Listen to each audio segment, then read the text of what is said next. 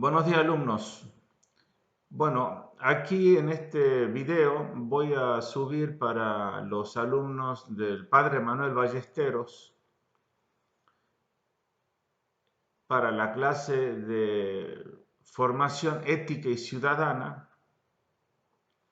lo que le debía de la primera unidad, que es el concepto de ética. Ustedes ya trabajaron con una serie de problemas éticos en forma de debate y ya tuvieron la experiencia de entrar de una forma directa y abrupta a los que son los problemas éticos.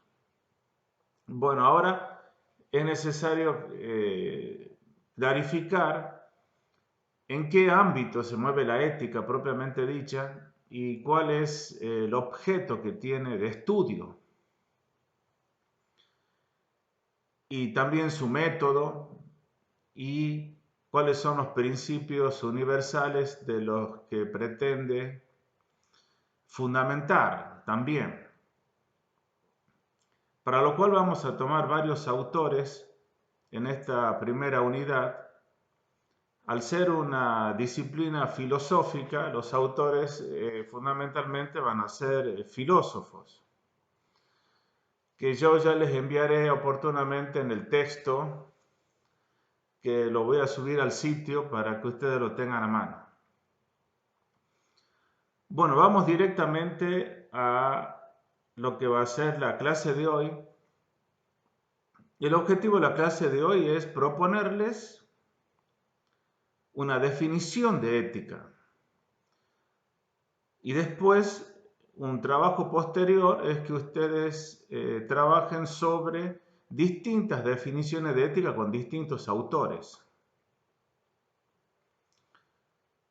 Ahora bien, la idea de trabajar la definición de ética tiene que ser justificada. Es decir, ¿por qué razón nos encontramos en la obligación de tener que proponer una definición sobre la ética y justificarla, por supuesto, y en un segundo momento para que ustedes trabajen con otras distintas definiciones de ética? Ya le voy a dar cuál es la consigna de trabajo propiamente dicha. Bueno, vamos al primer punto. El primer punto de la justificación de lo que es una definición. Bueno, en primer lugar tenemos que decir que el modo como nuestra inteligencia trabaja, el modo como nosotros nos acercamos a la realidad e intentamos percibir lo que esa realidad es, lo hacemos indefectiblemente a través de conceptos, de ideas. Es decir, sobre la realidad nos formamos una idea, un concepto, y de esa manera la asimilamos a la realidad, la hacemos nuestra. Ahora bien, sea cual fuere la realidad en cuestión, nos vemos en la obligación de tener que, en la elaboración del concepto, hacer distinciones, precisiones, claridad. Uno de los motivos es porque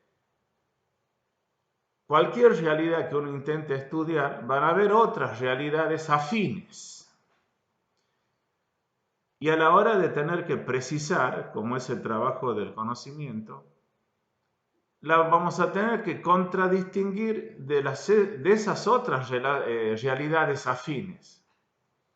Entonces, para favorecer a la claridad, nos vemos obligados en hacer precisiones y en la precisión hacer distinciones y en las distinciones diferenciar una realidad de otra realidad que puede ser que en el lenguaje vulgar uno la tenga como sinónimo, como equivalente, siendo que a la hora de tener que pensar algo con toda precisión y profundidad, vemos que hay diferencias.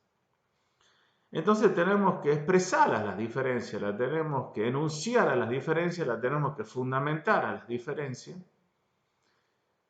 Y en la formulación de la diferencia es como de pronto nos encontramos que estamos definiendo algo. Definir es poner límites, fines, poner con fines, decir esto es desde aquí hasta aquí. Es esto lo que uno capta o entiende o quiere hablar sobre esta realidad. Una segunda razón va bien de orden práctico y de utilidad. Las definiciones vienen a dar una gran ayuda para cualquier diálogo y debate. Concretamente, uno puede tener la experiencia de que está discutiendo, está escuchando un debate sobre un tema y capta que una misma palabra la están entendiendo de diferentes maneras. Entonces, está además de decir que a la hora de hacer un diálogo o de plantear un tema o de entrar en un debate, previamente decir yo por tal concepto, por tal idea entiendo tal cosa. O la idea o la palabra que acabas de usar, ¿cómo la entiendes? ¿Qué quieres decir con esa palabra? Es decir, la definición viene a delimitar una realidad y a la hora de definirla yo comparto la manera como yo comprendo esa realidad o desde donde yo la estoy mirando. Y entonces mi interlocutor puede decir, ah, perfecto, tú la entiendes de esta forma. Tal vez ahí es donde sea el primer elemento, decir, bueno, pero yo entiendo que esto es de esta forma y él propone otra definición. Bueno, entonces las definiciones vienen como a ayudarnos a que el debate sea mucho más preciso y sea mucho más ameno y no detenernos en ciertas discusiones infructuosas que da la impresión de que los dos están hablando de cosas distintas. Y la definición es el camino obligado para que yo pueda decir he entendido algo, he comprendido algo porque lo entiendo de tal o de cual manera. Ahora bien, llegar a una definición es algo muy trabajoso. Lograr delimitar una realidad es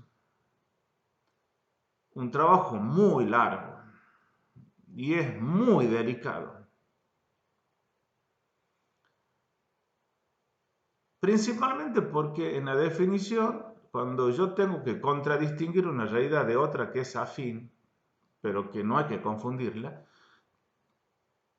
uno lo hace a razón de que capta lo distintivo, capta una nota que es exclusiva. Entonces, si yo capto una nota que es exclusiva y la formulo, eso implica mucha observación de mi parte. Además, ponderación o valoración de decir, aquí encuentro una nota que hay que distinguirla y que esta otra realidad no tiene esa nota, tiene otra nota, otra característica, otra propiedad. Y saberla formular y saberla captar. Y también, además de decir esto tiene esta nota, decir esta es la nota que lo distingue de todos los otros. Y la hace ser única. O sea, como se dan cuenta en la definición, captamos lo que tal realidad la determina. O sea, lo que tal realidad tiene de identidad, lo que a esa realidad la hace ser lo que es. Y al decir esta frase, sin querer, estoy dando la definición de lo que toda definición nos entrega. La definición nos entrega la esencia de algo. Lo cual implica que todo ser tiene su esencia, es decir, todo ser, todo ente, todo ser, todo lo que existe, tiene una identidad, es decir, le pertenece a las cosas ser de una determinada manera, tener una determinación. Esta determinación que hace que sea una cosa y no sea otra cosa, esta determinación que la constituye, que le da una cierta unidad, que aglutina una serie de elementos y la pone con un cierto perfil, un cierto rostro, esta unidad se llama esencia. En las definiciones uno se aproxima a la esencia de algo. No podemos tal vez decir que en una definición uno agota la esencia de una realidad. Bueno, esto basta para decir que si queremos conocer una ciencia, queremos entrar y queremos entender qué hay que fijarse cuando uno escucha ciertas palabras, como la palabra ética, de tener que haber transcurrido o de tener que fijarnos en una definición,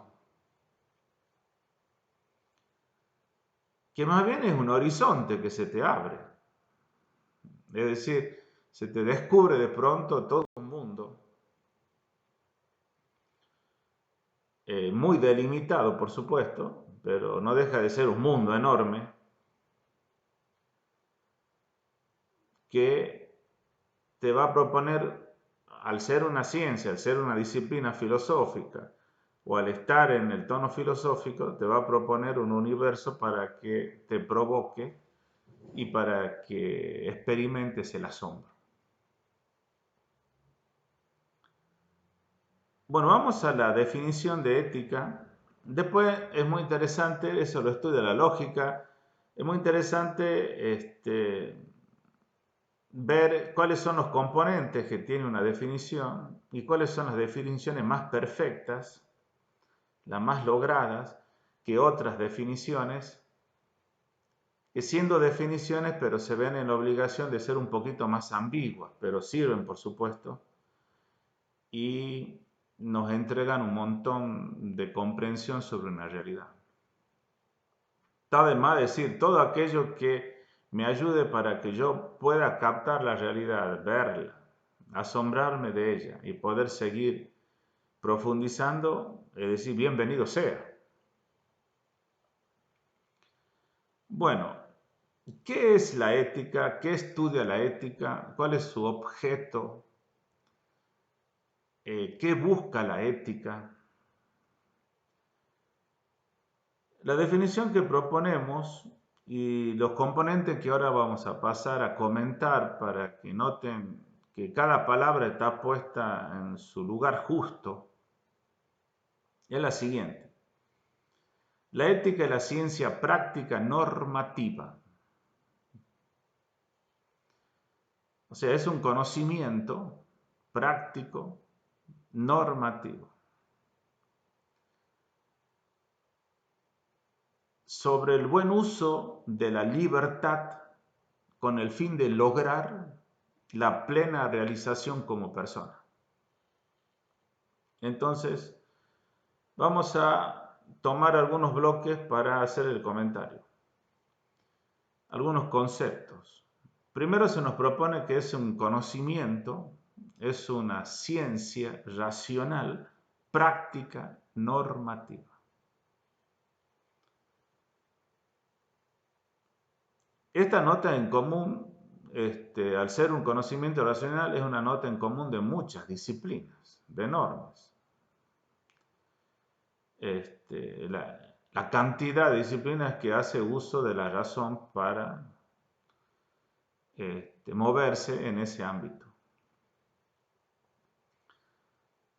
Aquí cuando dice práctica y normativa, va a intentar ya delimitar en qué ámbito quiere situarse la razón, o cuál es el uso específico que la razón quiere ejercer en este ámbito específico. Al plantear brevemente, al plantear que es un conocimiento de ciencia, Aquí, por ciencia, es un concepto ya nos vemos obligados a tener que aclarar ciertas palabras porque se la puede definir de distintas formas y uno puede entenderla de distintas maneras. Aquí el concepto de ciencia o de conocimiento científico no es el que se emplea a partir del siglo XVII o las llamadas ciencias duras o la ciencia físico, matemática o experimental, sino el concepto más amplio griego que es el conocimiento de algo por las causas. Es decir, conocer algo implicaba o significa que yo lo veo a la luz de algo anterior, previo, no significa necesariamente cronológico. Anterior significa algo que lo está sustentando, algo que lo fundamenta. Conocer algo es ver algo que uno le encuentra la razón de ser de esa realidad.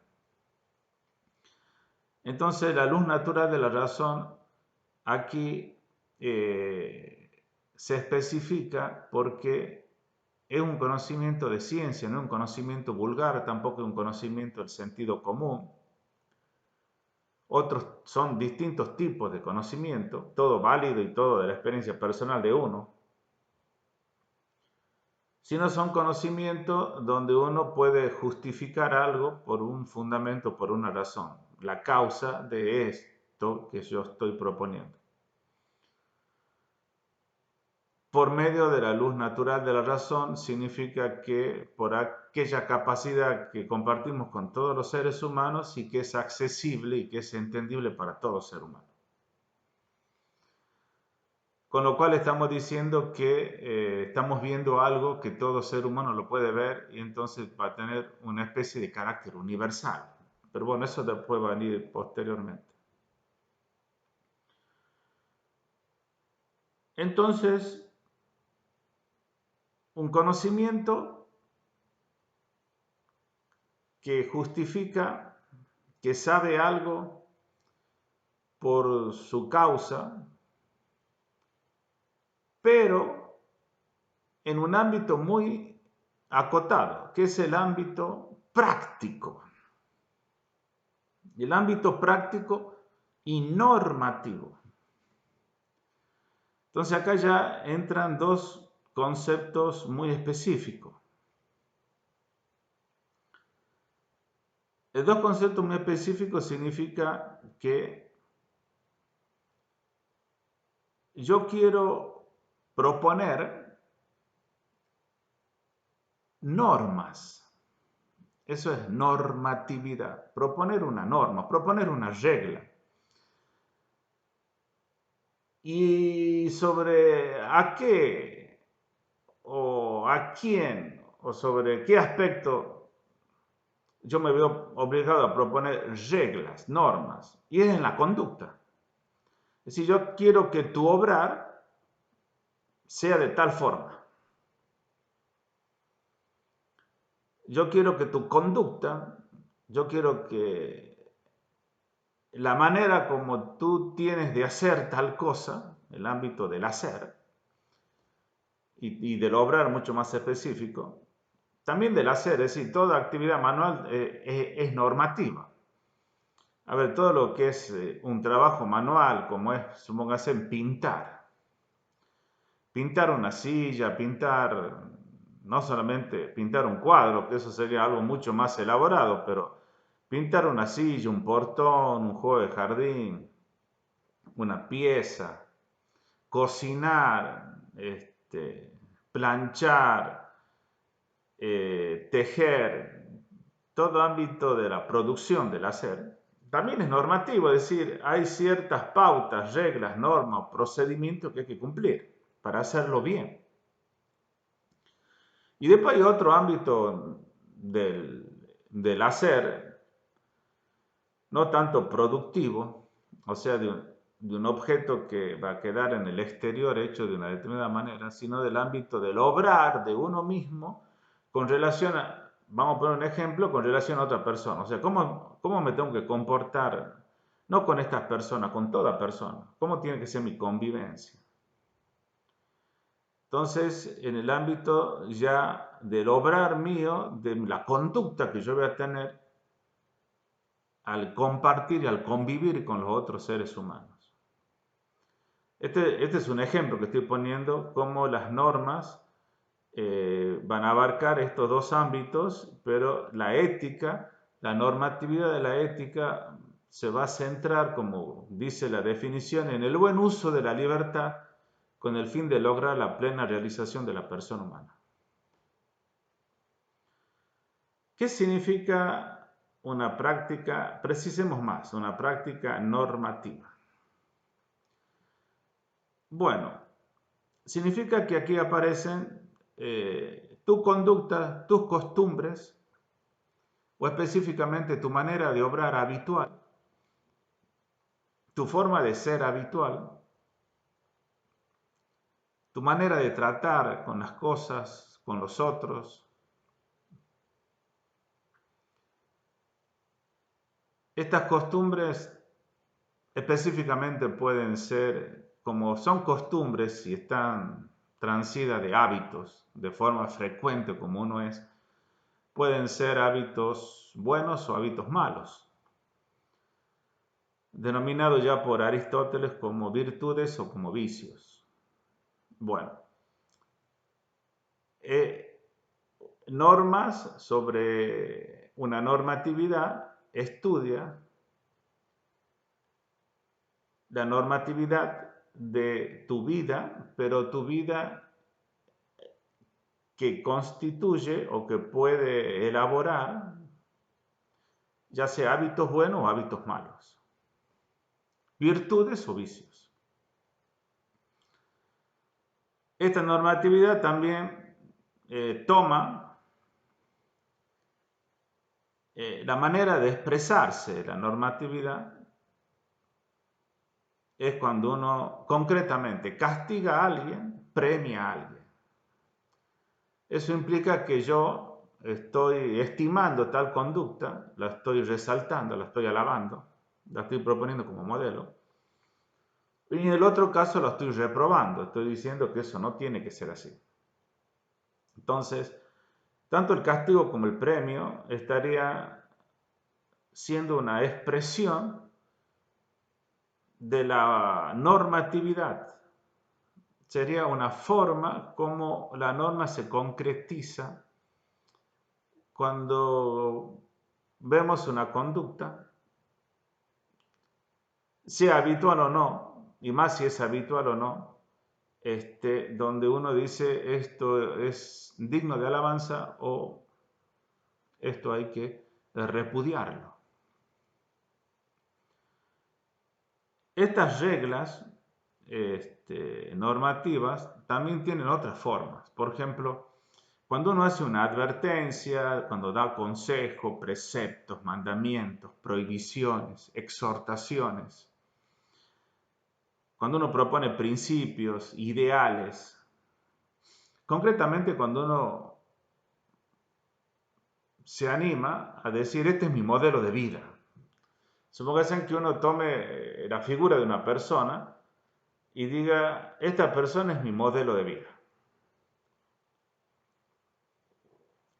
Bueno, entonces ahí es como que esta persona encarna una manera de ser y de enfrentar las cosas, la conducta, es decir, de enfrentar con su conducta el mundo y las cosas que brindó al mundo y las que dejó.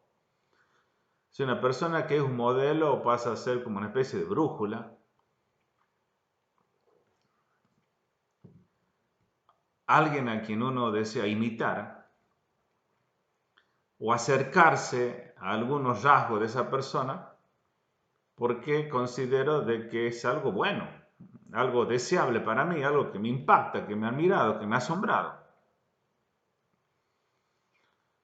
En principio casi todo ser humano tiene sus modelos. Sus primeros modelos están dados en el ámbito familiar.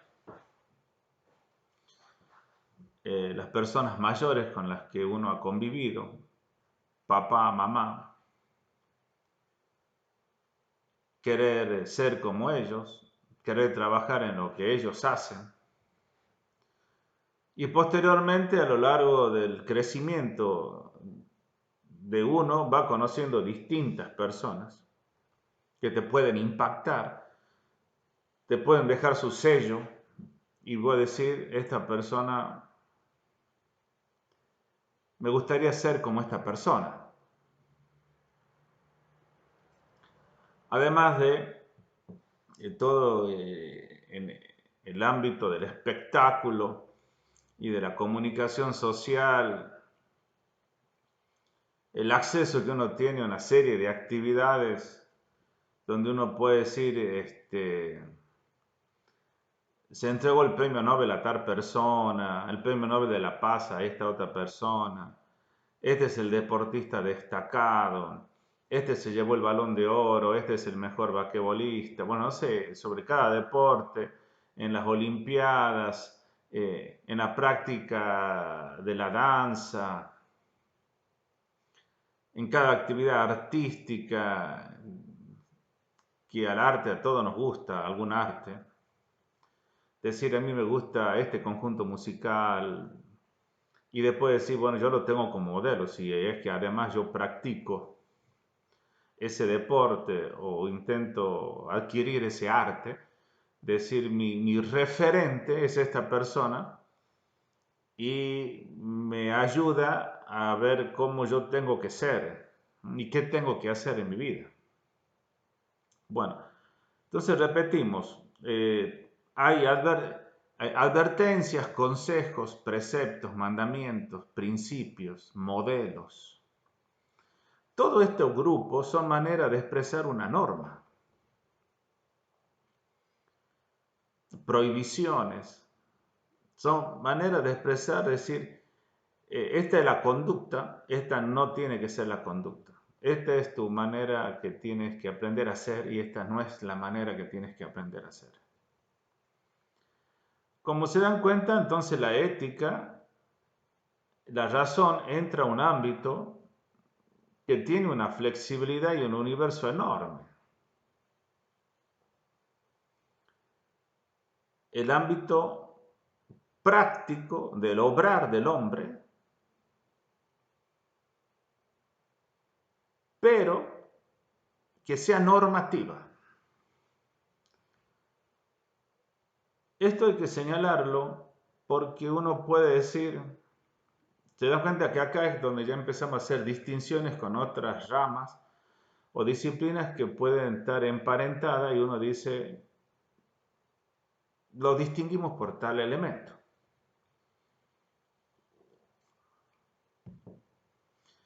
Puede haber el interés de hacer una descripción de las costumbres de un pueblo.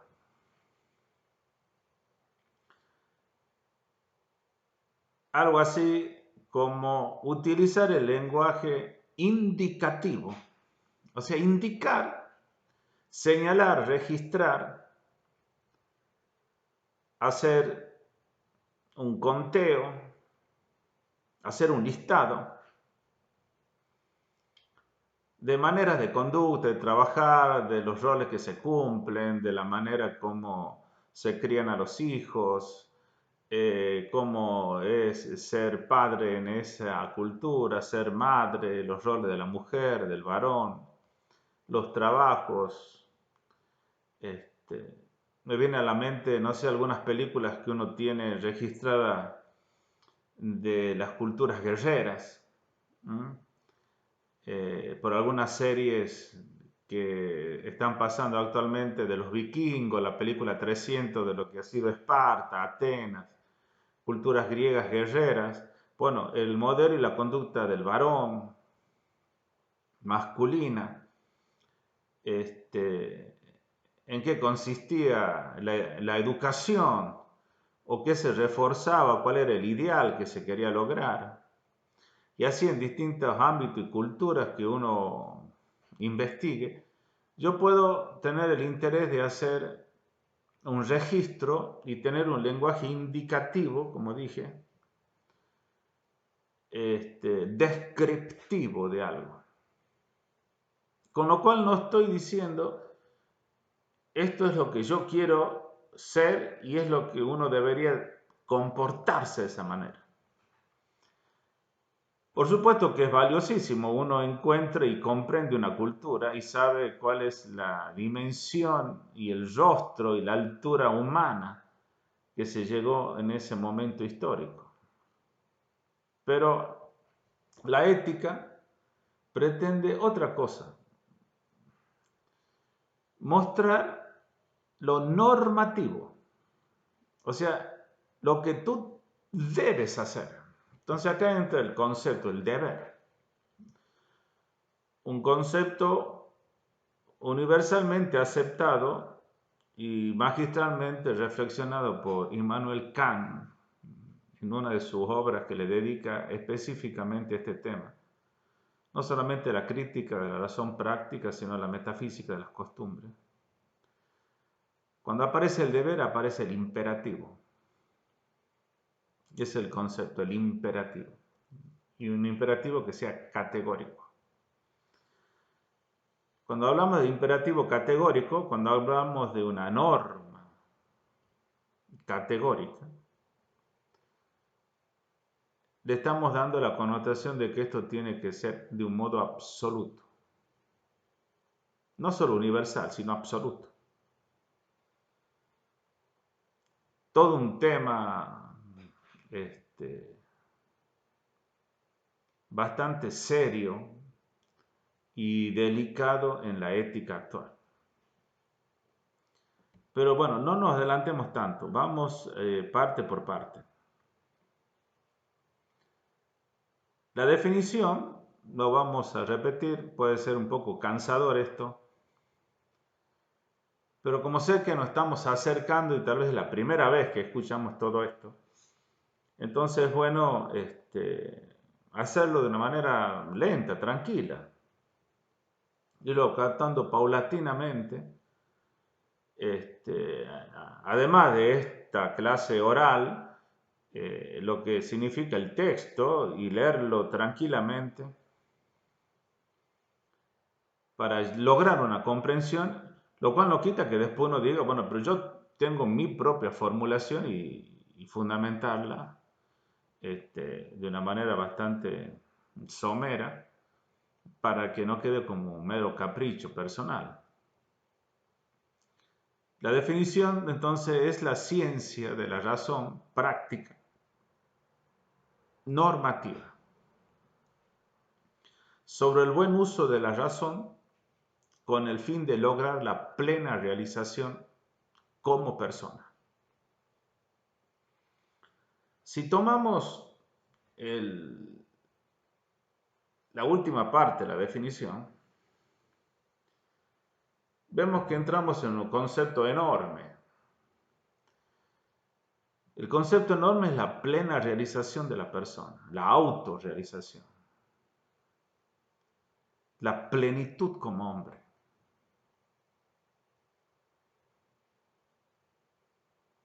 Uno puede decir que existe cosa parecida. Llegar a ser plenamente lo que uno tiene que llegar a ser. Debe ser una manera de expresar. Planificar todas nuestras capacidades al máximo.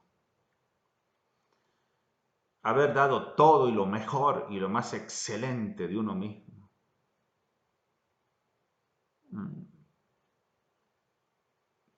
¿Qué significaría todo esto? Bueno, hay un punto que nos da una base para comprender cómo es el tema de la realización de la persona y la meta que tiene la norma de ayudarnos para que uno pueda conseguir eso, lograr eso. Ya Aristóteles en la Ética Nicómaca lo va a proponer con el tema de la virtud, señalando en qué consiste la virtud y mostrando cuáles son los vicios, que son los extremos, ya sea por carencia o por exceso. Eso lo vamos a ver después, pero lo digo para anticiparle que ya en la ética griega proponían un modelo de ser humano, un modelo de qué es ser hombre, qué es lo que tú tienes que llegar a realizar para realizarte. O en la forma socrática, ¿qué es la perfección del alma y la conducta buena y honrada y justa del ser humano?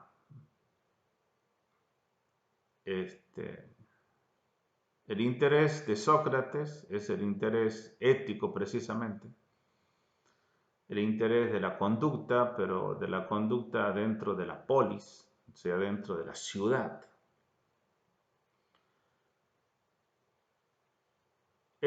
Fue tal el interés de él que los historiadores, o sea, fue tan nuevo el interés que él puso el acento en qué es ser justo, qué es ser noble, en qué consiste eh, la honradez, la veracidad, bueno, una serie de virtudes, la amistad, el patriotismo, como un ejemplar guerrero que fue él. ¿En qué consiste la conducta, el obrar del hombre que sea bueno?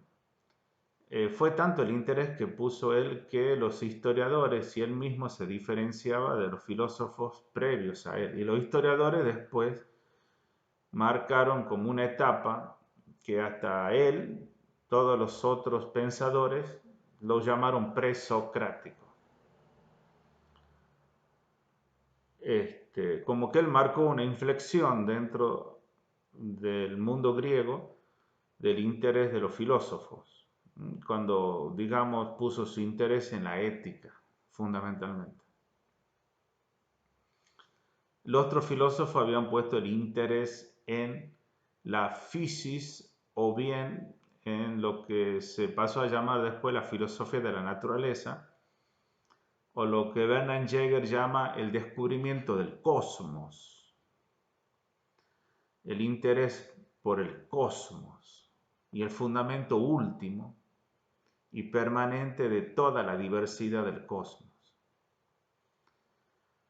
Por supuesto que eso sigue siendo vigente, es motivo de asombro enorme. Pero hay otro cosmos que Sócrates se da cuenta que es el cosmos humano y que sigue siendo vigente, por supuesto, y que da motivos de asombro más que enorme. Bueno, entonces lo que es la realización como persona estuvo presente en el inicio de la ética y en esta definición está puesto. ¿Cómo poder dar una cierta luz para comprender qué es la realización plena como persona? Bueno, habría algunos elementos que nos pueden ayudar. Primero, ¿cuáles son, si se puede registrar en el ser humano, cuáles serían sus aspiraciones más profundas? No sus deseos, sus proyectos o ilusiones que tiene, o expectativas que tiene en el futuro próximo. Todo elemento que son necesarios tenerlos y elaborarlos. No, sino cuáles son sus aspiraciones más profundas, sus anhelos más profundos. Claro, la pregunta sería, ¿por qué distingues anhelos y aspiraciones más profundas con deseos?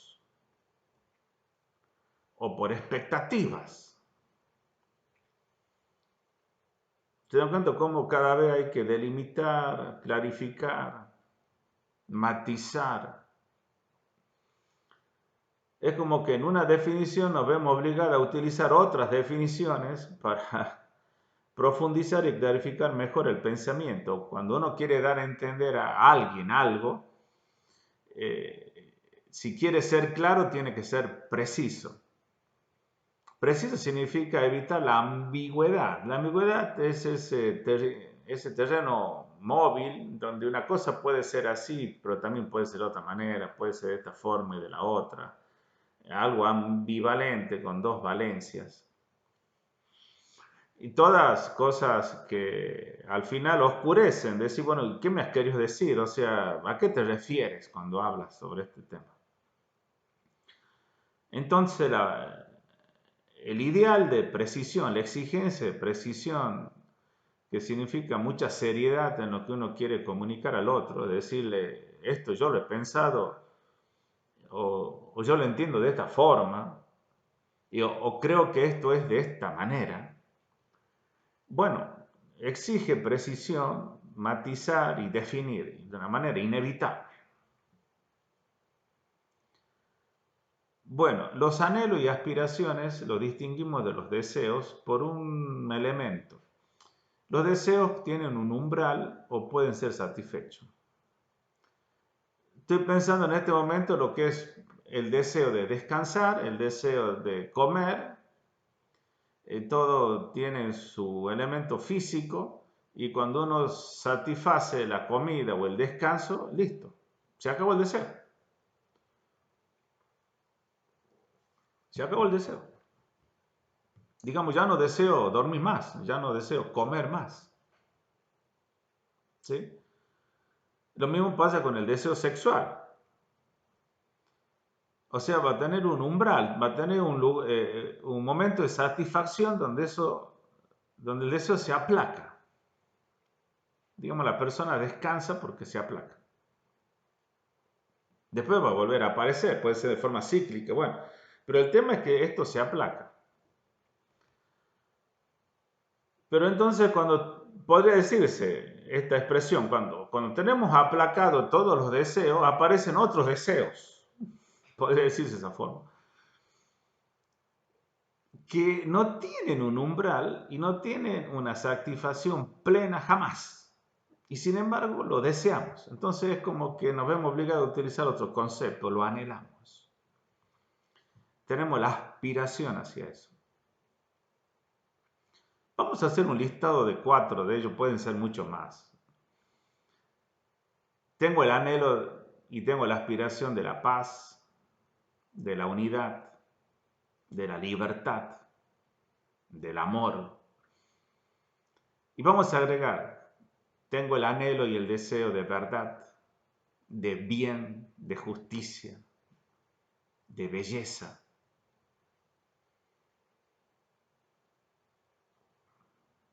¡Wow! Enorme. Difícilmente ustedes van a encontrar a alguien que diga, bueno, yo ya conseguí unidad, toda la unidad que he buscado y ya estoy satisfecho en la unidad. No sé, expresiones como esa no creo que escuchen de nadie. Lo mismo de verdad, de justicia, de amor, que diga, yo ya me siento colmado de amor, he recibido todo el amor que yo necesito y brindo el amor a los otros, todo lo que yo puedo dar, todo lo perfecto de amor que puedo dar. No sé, nadie te va a decir eso. O sea, seguimos anhelando amor, amar y ser amado. Podemos decirlo en una sola palabra. A ver, tenemos la aspiración a la felicidad, que podríamos decir que aglutina todas estas otras.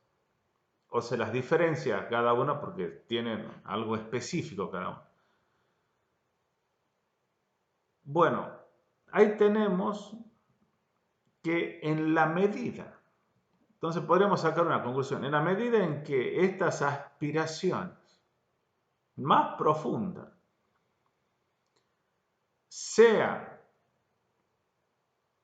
paulatina y aproximativamente satisfechas, logradas, es como la realización de la persona se va logrando, se va alcanzando. Cuanta más verdad tú alcances, cuanta más justicia tú brindas y goces, cuanto mayor paz tengas, cuanta más unidad y amor Y así paulatinamente. Experimentes y brindes, más te estás realizando como persona. De todo este grupo, hemos dicho verdad, belleza, bien, unidad, justicia, amor,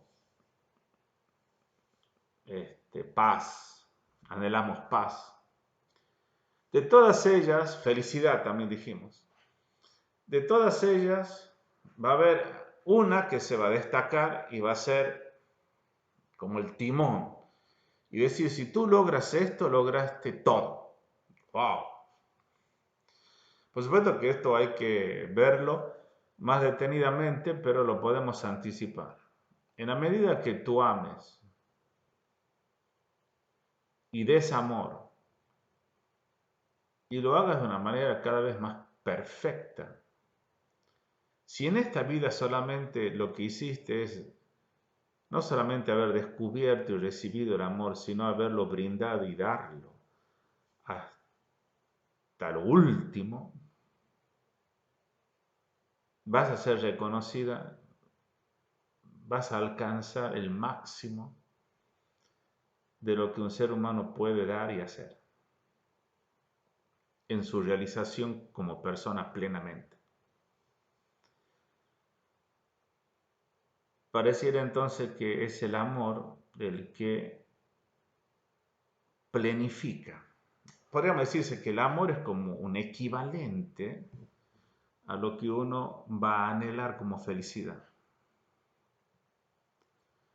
Bueno, entonces hay una ciencia que estudia, quiere conocer, ya vamos a dar algunas características sobre esto porque va a ser todo un debate, quiere conocer de la manera a través de sus causas este ámbito práctico del obrar del hombre, brindándole normatividad para que pueda encaminarse, señalarle la realización plena como persona. Esa es la ética.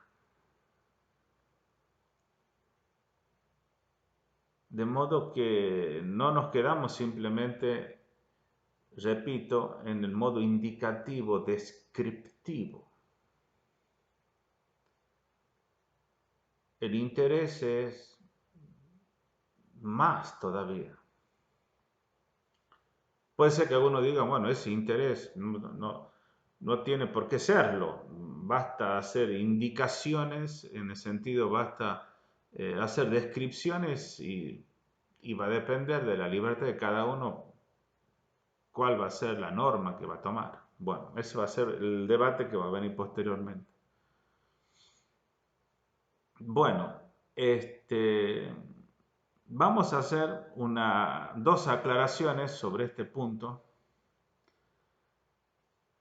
porque la ética se va a enfrentar con estos dos elementos de una forma directa.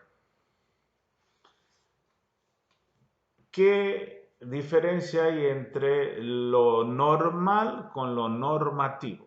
Esa sería la pregunta. Porque hablamos de normatividad y uno puede emparentar, bueno, la normatividad es lo normal. Bueno, acá normal entendido como lo frecuente o como fruto de un sondeo, de una estadística, se tiene que diferenciar de lo normativo. Cuando uno hace un sondeo a través de un mecanismo como una encuesta y registra lo que es la opinión pública, tomamos ese ejemplo, la opinión pública. Bueno, si uno tiene el registro de la opinión pública sobre un tema, eso no necesariamente significa esta es la verdad sobre ese tema. O sea, para la opinión pública, tal fenómeno, tal hecho o tal acontecimiento tiene esta valoración o lo juzga de esta manera. Listo, es como yo estoy haciendo una descripción de algo. Lo mismo si yo saco una estadística y veo el sondeo veo la norma, lo más frecuente de la conducta de este grupo de personas, yo puedo decir, bueno, para este grupo de personas, lo normal, diciendo lo más frecuente es esta manera de comportarse, es esta la forma de reaccionar. Lo cual no estoy diciendo esto es lo que debe hacer o esto es lo que premiamos o lo digno del hombre o lo justo. Es decir, cabe la posibilidad de que la opinión pública, o sea, que la mayoría se equivoque. Cabe la posibilidad. Cabe la posibilidad de que el número no señale la realidad. O sea, no porque sean mayormente los que piensen de esa forma, es de la realidad es de esa forma. Puede ser que un grupo pequeño, uno solo, vea lo que todos los otros no ven. Es decir, la capacidad y la instrumentalización de las masas o de las conciencias de las masas es real. Entonces yo puedo manipular todo, no sé, toda una sociedad, un grupo de personas y hacerlas pensar, hacerlas ver una cierta, lo que yo quiero que vean. Y bueno, puede aparecer la imagen de un personaje que diga, yo no estoy de acuerdo con vos. Yo lo veo de otra forma, que normalmente se lo cataloga de un revolucionario. Cuando este revolucionario quiere cambiar todo esto, porque lo ve de otra forma.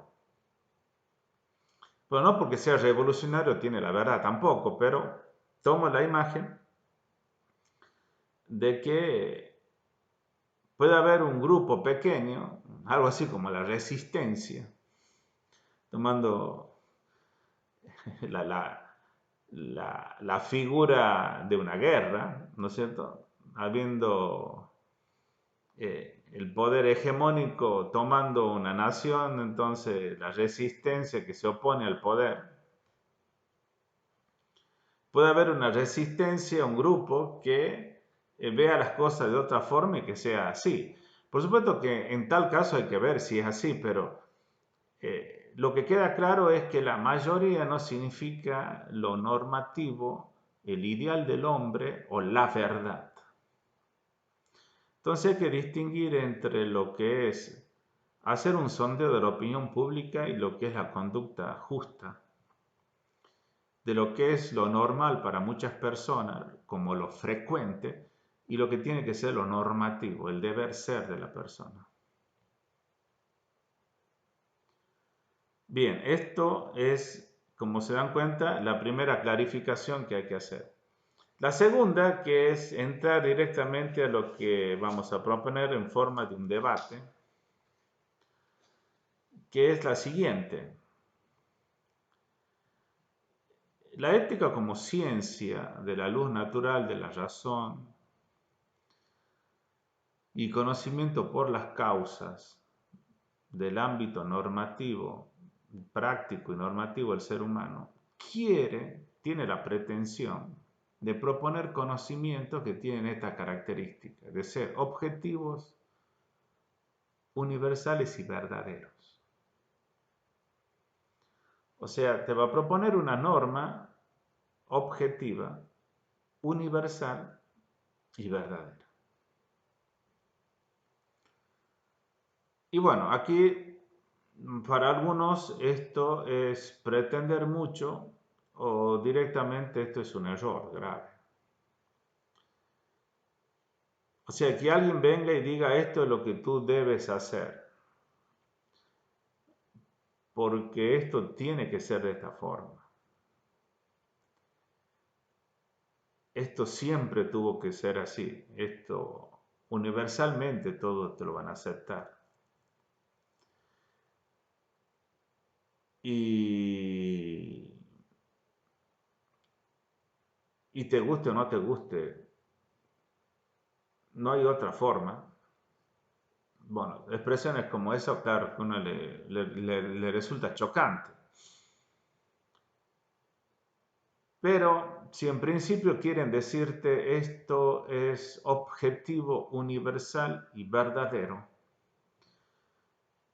habría que agradecérselo, ¿sí? Porque no es que te quieren, no sé, no es que te quieren manipular, te quieren estropear tu vida, te quieren manejar o esclavizar. No es que están ejerciendo poder sobre tu vida. Hay una manera de ayudar a alguien a través de una observación, de un consejo, de una indicación, de una exhortación, de una invitación, de una motivación que tenga un premio, para que tú logres lo que tienes que llegar a ser. En cada caso se verá cómo eso se hace respetando siempre la libertad de la persona y su manera de entender. Pero bueno, vamos a ver en qué consiste propiamente el debate. Si tenemos que la ética va a proponer un conocimiento de tipo objetivo, universal y verdadero, normas que tengan esa característica, hay quienes la rechazan por los siguientes motivos. Al menos hay tres motivos fundamentales, tres razones que van a decir, yo pienso de otra manera. No estoy de acuerdo con esto. La primera se asienta en defender la autonomía del pensamiento, donde cada uno tiene derecho a pensar como él quiere pensar.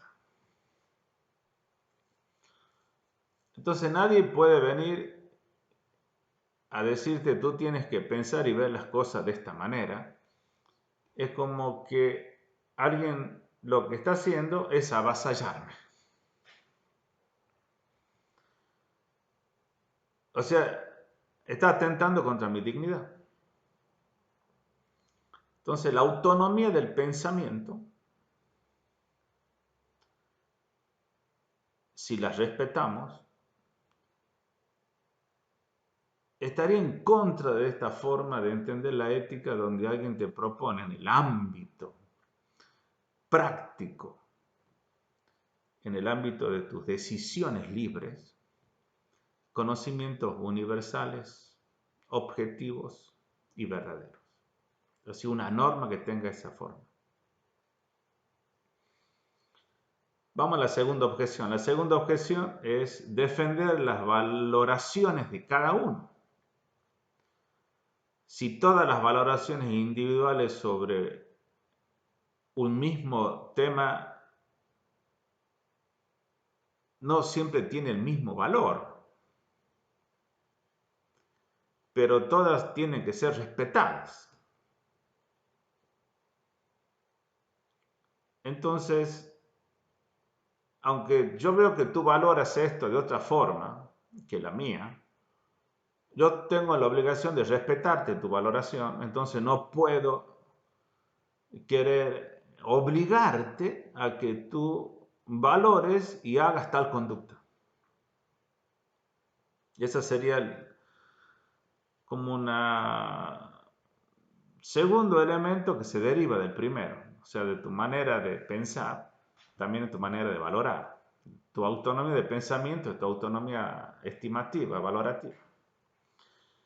Y bueno, la última objeción o fundamento sería defender y asegurar la convivencia social y la libertad individual sobre la base de que cada individuo, cada persona tiene su verdad y que no hay la verdad con mayúscula.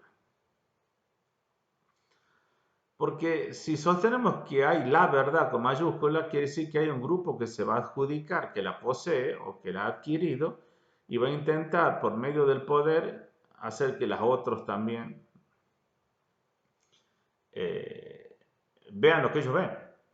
O sea, es un ejercicio del poder que te va a manipular, que te va a someter.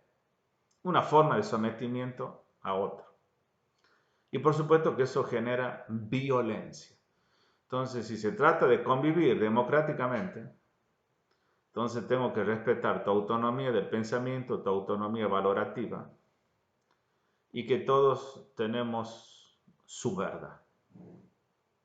Bueno, ahí tiene entonces tres justificativos para decir yo no estoy de acuerdo, que hay que entender la ética. Además, hay autores que dicen una cosa es la moral y otra cosa es la ética. Y la filosofía solamente llega a la ética. Es decir, la ética es hacer una descripción de qué a lo largo de la historia, qué es lo que los hombres han pensado sobre las formas de conducta. Y punto. No es que te quieran fundamentar una normatividad. No es que te quieran decir esto es lo que debe llegar a ser el hombre o esto es la conducta que tú tienes que tener y adquirir. Y más bien moral o moralístico lo adjudican a esta forma de querer imponer una manera de comportarse y por supuesto que te atenta contra tu libertad. Bueno, hay que tomar en serio esta objeción, que es una objeción que está fundamentada en la autonomía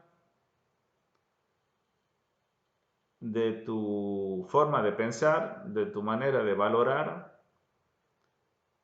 y está fundamentada en tu visión sobre qué es aquello que es verdad o la adjudicación de que cada persona tiene su verdad y que no existe la verdad.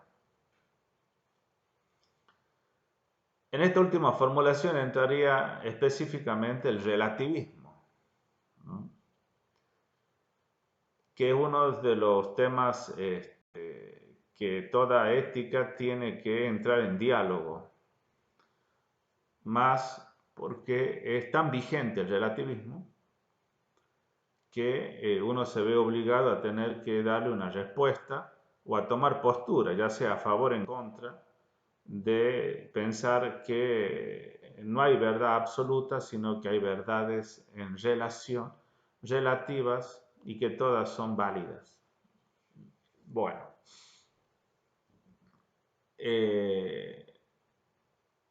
esta es una primera aproximación a la definición de ética. La ética que proponemos, la definición que proponemos está tomada de un filósofo español, de su libro Ética Filosófica, de Sergio Sánchez Migallón. Ustedes después la van a tener al texto y van a tener otras definiciones para confrontarla. Y el trabajo va a ser, de todas estas definiciones que ustedes van a tener, elegir una y justificar brevemente por qué le parece la más acertada, la más clara, precisa, correcta. Yo he desarrollado, por supuesto, la de un autor, tomando algunos elementos de los otros autores, pero me centré en un autor. Bien, entonces damos por finalizada esta primera clase de la definición de ética, habiendo analizado los componentes y habiendo planteado un debate, que ya lo vamos a desarrollar mejor, y dando la consigna sobre que hay que trabajar con las distintas definiciones. Ustedes ya tienen un material sobre los debates éticos, titulado Habla de frente, cómo argumentan cada postura tanto a favor, en contra, como también cómo piensan lo que no piensan como yo, en una mesa de debate sobre temas de bioética. y eso lo vamos a ver posteriormente. Muy bien, chicos, un gusto.